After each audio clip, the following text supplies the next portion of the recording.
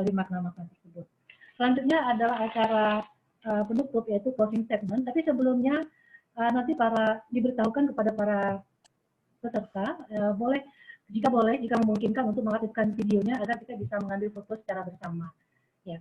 Jadi sekarang kita akan melanjutkan acara, yaitu mendengarkan penutupan dari Profesor Robert Sibarani. Kepada Prof dipersilakan.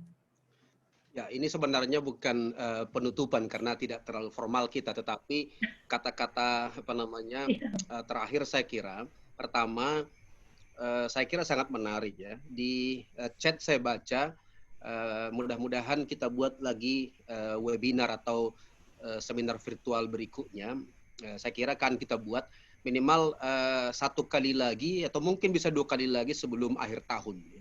Tadi ada yang muncul di perbincangan dan juga di chat, kemungkinan besar kita akan masuk pada cabang-cabang antropolinguistik atau masuk pada sumber-sumber kajian antropolinguistik, supaya kita tahu bahwa bukan hanya teks saja yang menjadi sumber kajiannya, tapi juga konteksnya. Itu bagi teman-teman dari yang mengkaji tradisi tadi, mengkaji pengobatan dan mengkaji musik, itu sangat perlu itu.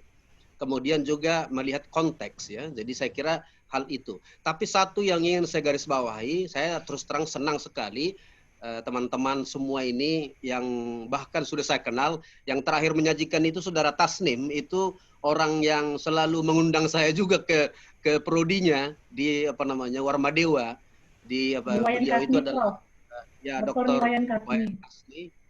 Itu karena masa pandemi ini tentu tidak bisa bepergian. Saya selalu berjumpa dengan mereka dalam mata kuliah ini. Salam kepada semua teman-teman di Universitas Warmadewa, Ibu Kasni, Wayan Kasni. Baik, ya nanti saya sampaikan. Saya menunggu, mudah-mudahan COVID cepat selesai. Saya menunggu Prof datang lagi. Baik.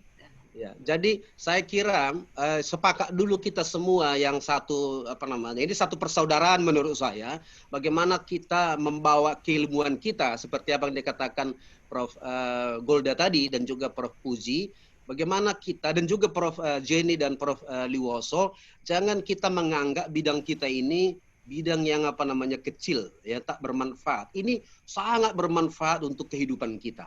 Itulah sebenarnya antropolinguistik. Jadi bahasa yang dihubungkan dengan seluk-beluk kehidupan manusia. Tapi kalau kita memperkecil bidang kita, ya kita jadi kecil. Tapi kalau kita menyadari sebenarnya sangat penting. Bagaimana kita bicara kesehatan, bicara politik, bicara macam-macam itu dari bidang kita. Sayangnya orang lain kadang-kadang lebih mengambil. Saya tadi baru menguji S3 PSL di di UNRI. Ini sebelum ini tadi di Universitas Riau.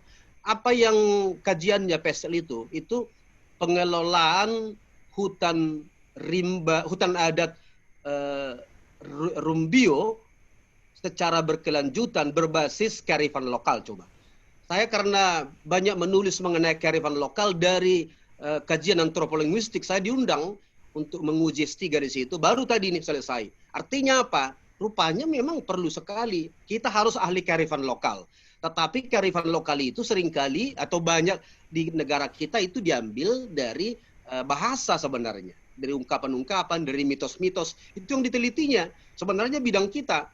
Tapi karena kita tidak dalami itu, kita biarkan dimiliki oleh orang-orang pertanian, orang lingkungan dan sebagainya. Saya kira itu. Tapi dengan persaudaraan kita di sini, dengan pertemanan kita di sini, saya kira lebih paham kita nanti bahwa ternyata bidang kita ini, bidang bahasa dihubungkan dengan seluk-beluk kehidupan manusia ini sangat penting. Saya hanya ingin menitipkan pada kita semua bahwa kajian antropolinguistik pada umumnya menggunakan paradigma kualitatif, bukan kuantitatif.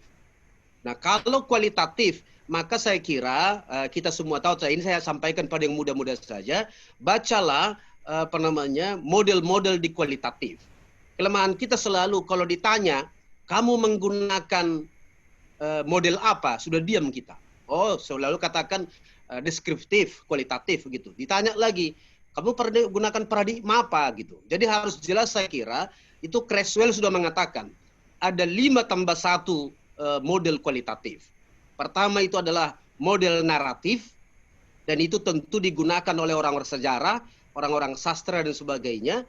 Nah, kemudian model fenomenologi, kalau lebih kepada apa namanya melihat gejala-gejala dan sebagainya. Kemudian ada yang disebut dengan case study, kemudian ada model yang disebutkan dengan etnografi, kemudian ada model grounded theory, ada model tadi yang menggunakan itu oleh Miles Haberman, terutama bukunya yang terakhir itu yang tahun 2014, itu model apa interaktif.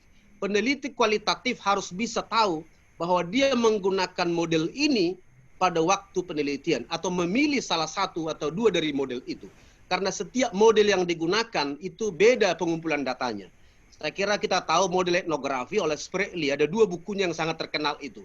Satu untuk participant observation, ada satu lagi untuk apa namanya interview gitu.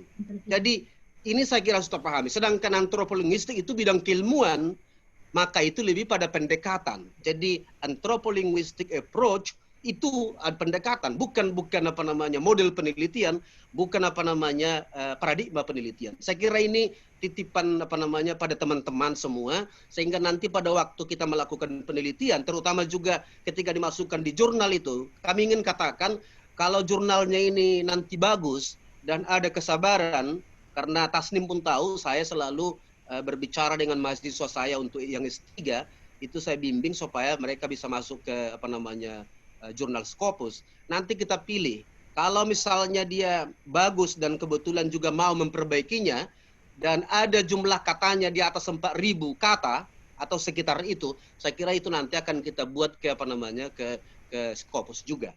Tetapi kalau lebih amannya, lebih cepat, memang masuk ke jurnal ini. Saya kira kita beri kebebasan gitu.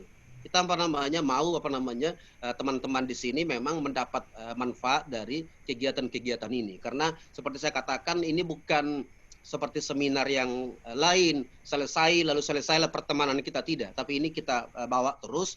Jangan apa namanya khawatir ada uang 50.000 itu, sebenarnya itu uang untuk membenahi tulisan-tulisan kita, bahasa Indonesianya terjemahkan ke bahasa Inggris semuanya, sehingga nanti apa namanya kegiatan-kegiatan kita ini berjalan dengan bagus. Saya kira itu kata-kata penutup ya. Dengan demikian apa namanya udah langsung ditutup ini atau bagaimana? Tasnim? Iya, Prof. Oke, saya kira itulah Ya, nanti iya, terakhir Prof. dari kami mewakili narasumber, mewakili panitia. Kami ada 5 orang di sini tadi yang sudah diperkenalkan narasumber, bersama berganti-ganti kami mendampingi semua juga, dan ada narahubung, ada juga apa namanya moderator. Saya kira saya kembalikan kepada moderator untuk apa itu, untuk sesi foto ya. Iya. Kalau saya kira saya akhiri dengan pantun ya. Kalau ada jarum yang patah, jangan patahkan jarum yang lain. Kalau ada perkataan dan pelayanan kami yang salah, jangan sampaikan pada orang lain. Kita saja yang saling bisik berbisik. Terima kasih. Saya kembalikan pada moderator. Ya, terima kasih Prof. Robert. Aduh, mudah-mudahan penutupan ya, kata penutupan ini sampaikan tadi bisa menambah wawasan dan juga mencerahkan wawasan kita mengenai antropolinguistik. Demikian pula kami sudah membagikan buku-buku, mudah-mudahan buku-buku tersebut bisa membantu para peserta untuk tadi memahami antropolinguistik tentunya. Ya, baik, sekarang kita akan melakukan sesi foto bagi para peserta bisa untuk mengaktifkan videonya.